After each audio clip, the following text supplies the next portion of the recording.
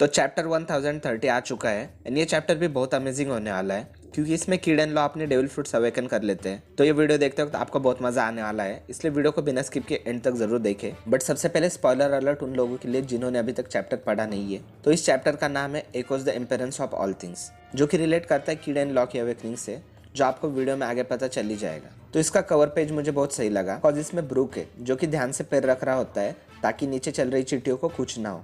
And हम सब जानते हैं ब्रूक कितना काइंड हार्टेड पर्सन है, जो कि ये कवर पेज शो करता है। तो चैप्टर स्टार्ट होता है कैसल के एक रूम में जहाँ अप्पू एंड ड्रेक सबसे छुप के कुछ बातें कर रहे होते हैं। अप्पू कहता है उसे पता है कि ड्रेक एक मरीन स्पाई है, बट इस वक्त उससे कोई फर्क नहीं पड़ता। बट प्रॉब्लम यह है कि क्या ड्रेक सच में काइडो को मारना चाहता है। अप्पू ड्रेक को एक ऑफर देता है कि अगर वो उसके साथ हाथ मिला लेता है तो चाहे कोई भी जीते, बट इस फाइट के बाद सब कुछ उनका ही होगा। फिर हम एक इम्प्रेसिव डबल पेज में देख सकते हैं कि अप्पू और ड्रेक अकेले नहीं है। अप्पू के पीछे 3 नंबर्स 1, 2, 3 खा पी रहे होते हैं, जिनके नाम इनबी, फूगा, जांकी है। बट अभी हमें यह नहीं बताया जाता कि एग्जैक्टली वो कौन है। बट वो बाकी नंबर्स के मुकाबले ज्यादा डरावने और स्ट्रॉन्ग लगते हैं। उसमें से एक के फेस का शेप ओवल होता है, जिसकी गोटी होती है और उसने सनग्लासेस भी पहने होते हैं और जिसके हॉर्न्स एंटीना जैसे लगते हैं।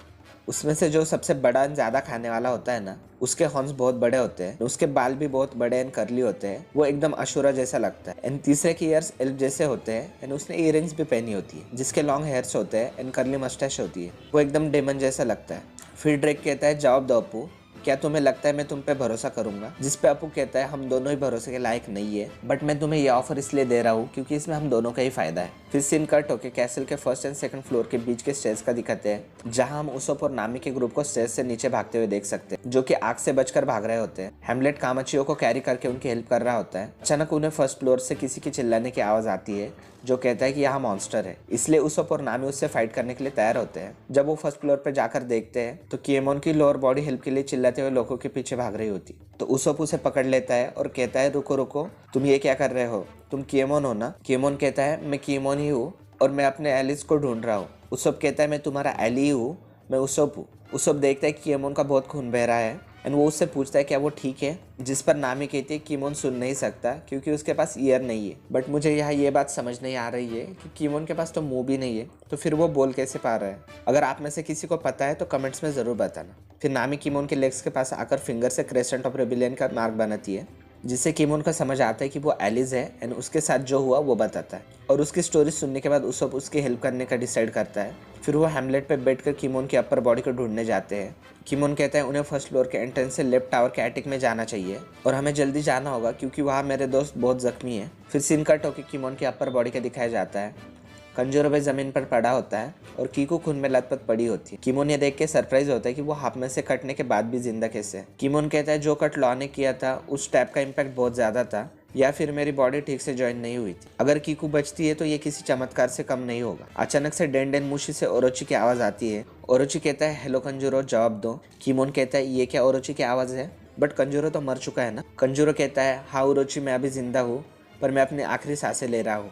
ओरोची कहता है कॉन्ग्रेचुलेशंस, तुमने बहुत अच्छा परफॉर्म किया। कंजूरो कहता है तारीफ के लिए शुक्रिया। ओरोची कहता है तुमने सुना वो तुम्हारी कितनी तारीफ कर रहे हैं? एंड कंजूरो हैरान होकर पूछता है किसकी? मेरी। जिस पे ओरोची कहता है हाँ तुम्हारी ही, पर इसमें एक कमी है, हमारे एंसेस्टर वेट कर रहे हैं, एक और बार कुछ बड़ा पेंट करो। कुरोजमी क्लैन के बदले की आग पेंट करो। जिससे कंजूरो अपने आखिरी सांसों में जमीन पर कुछ ड्रॉ करता है। ओरोची कहता है कुरोजमी क्लैन का गुस्सा पेंट करो, इस कैसल की हर एक चीज को तबाह कर दो, इसे पाताल तक जाने दो, इसके नीचे हमारा कब्रिस्तान होगा, हमारे आत्मा को शांत करो कंजूरो। कंजूरो कहता है मैं ऑडियंस को कुरोजिमी का लास्ट एक्ट दिखाऊंगा। और फिर कजेनबो कहता है, कजेनबो एक जापानीज डीमन का नाम है। कंजूरो फाइनली गिरता है बट उससे पहले फायर डीमन पेंट कर लेता है। ये डीमन एकदम पास्ट के कंजूरो जैसे दिखता है। ये डीमन वॉल्स के थ्रू जा सकता है और जिसे भी टच करेगा उसे जला देगा। काइडो के सबऑर्डिनेट्स उसके कॉमरेड्स को इससे दूर रहने को कहते हैं। जैसे ही वो इस डीमन के बारे में पूरे कैसल को बता रहे होते हैं, हमें सारे मेन इवेंट्स दिखाए जाते हैं। मोमो एक एक करके फ्लेम क्लाउड्स क्रिएट कर रहा होता है और फ्लावर कैपिटल में अभी भी फेस्टिवल नॉर्मली चल रहा होता है।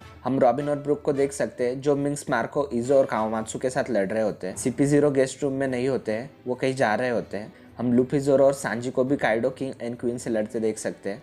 ओरोची किसी वेयर हाउस में बैठकर हंस रहा होता है। वो कहता है कोजुकी अलायंस, योनको, इन लोगों ने मेरा बहुत मजाक उड़ाया है ना। मुझे पता है काइडो, तुमने कैसल के बेसमेंट में बहुत सारा गोला बारूद रखा है, जो हथियार मैंने बनाए हैं उन्हें जला दो कंजूरो, सब कुछ उड़ा दो। और फिर ओरोची फुकुरोकुजो से कहता है देर मत करो, हमें जल्दी से यहाँ से निकलना होगा।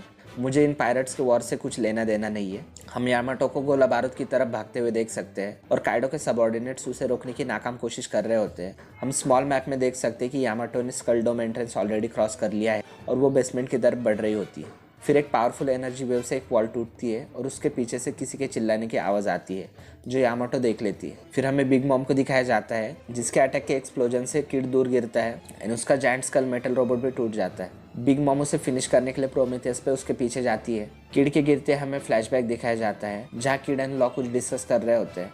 किड कहता है ट्राफाल्गर क्या तुम्हारी एबिलिटी अवेकन हो गई है? लॉ कहता है मुझे अभी इसकी आदत नहीं हुई है बट मैं लाइफ एंड डेथ के सिचुएशन में इसे यूज़ करूँगा। उससे मेरी बहुत सारी एनर्जी कंज्यूम होती है इसलिए मैंने उसे एज अ लास्ट रिसोर्ट रखा है। जिस पे किड कहता है मेरे साथ भी यही सीन है पर हम नॉर्मली फाइट करके उसे नहीं हरा सकते, हमें अपनी अवेकनिंग यूज़ करनी ही होगी। फिर स्टोरी प्रेजेंट में आती है जहाँ बिग मॉम किड पे अटैक करने में बिजी होती है। तब लॉ अपनी न्यू टेक्निक क्रूम एनेस्थेसिया से अटैक करता है। क्रूम से लॉ रूम का एक स्मॉल वर्जन क्रिएट करता है जो अपने एक हाथ से होल्ड भी कर सकता है। फिर एनेस्थेसिया से वो अपनी स्वॉर्ड को क्रूम से कोट करता है। फिर लॉ खुद को बिग मॉम के पीछे टेलीपोर्ट करता है और उसके पीठ में स्वॉर्ड घुसा देता है। स्वॉर्ड सीधा बिग मॉम के चीन से बाहर निकलती है। फिर लॉ कहता है थैंक्स टू क्रूम जिससे मैं तुम्हारे बॉडी के अंदर वेव्स क्रिएट कर सकता हूँ और शॉकवेव यूज़ करता है। लॉ एक बहुत ही पावरफुल शॉकवेव बिग मॉम की बॉडी के अंदर भेजता है। बिग मॉम दर्द से चिल्लाने लगती है जिससे उसके मुंह से खून और धुआं निकलने लगता है और होमीज ये देखकर शॉक हो जाते हैं। बिग मॉम गुस्से से लॉ की तरफ मुड़ती है। इसी अपॉर्चुनिटी का फायदा उठाकर किड उस पर अटैक कर देता है। किड कहता है मैं तुम्हें मैग्नेटिक पावर देता हूँ और अजैन कहते हैं अवेकनिंग की वजह से किड अपनी एक न्यू टेक्निक से बिग मॉम को एक बड़े से मैग्नेट में कन्वर्ट कर देता है जिससे नेपोलियन की बॉडी बिग मॉम के हेड से चिपक जाती है और यही चीज़ वहाँ मौजूद सभी के वेपन्स के साथ होती है। पर बिग मॉम सिर्फ वेपन्स ही अट्रैक्ट नहीं करती, वो अपने आसपास के सारे मेटल्स को अट्रैक्ट कर लेती है। बिग मॉम हैरान होती है। किड कहता है ट्राफाल्गर यहाँ से निकलने में मेरी हेल्प करो। लॉ कहता है मुझे ऑर्डर्स मत दो। बिग मॉम चिल्लाती है। फिर किड पंख क्रैश यूज करता है। फिर हम एक बहुत ही अमेजिंग डबल पेज में देख सकते हैं कि बिग मॉम के मैग्नेटिज्म की वजह से आसपास का सारा मेटल स्ट्रक्चर जैसे कि स्टील बीम्स एकदम जोर से बिग मॉम पे क्रैश होते हैं। काइडो के सबऑर्डिनेट्स वहाँ से भागने में कामयाब हो जाते हैं क्योंकि अब उनके पास कोई भी मेटल की चीज़ नहीं होती है। भाई सबकी पावर्स अवेकन हो रही है एंड ये सब चैप्टर 1028 में सांजी से शुरू हुई है जिसे भी मैंने बहुत अच्छे से एक्सप्लेन किया है। बट अगर आपने वो वीडियो अभी तक नहीं देखा तो आप यहाँ से देख सकते हो। एंड हाँ, नेक्स्ट वीक भी कोई ब्रेक नहीं है।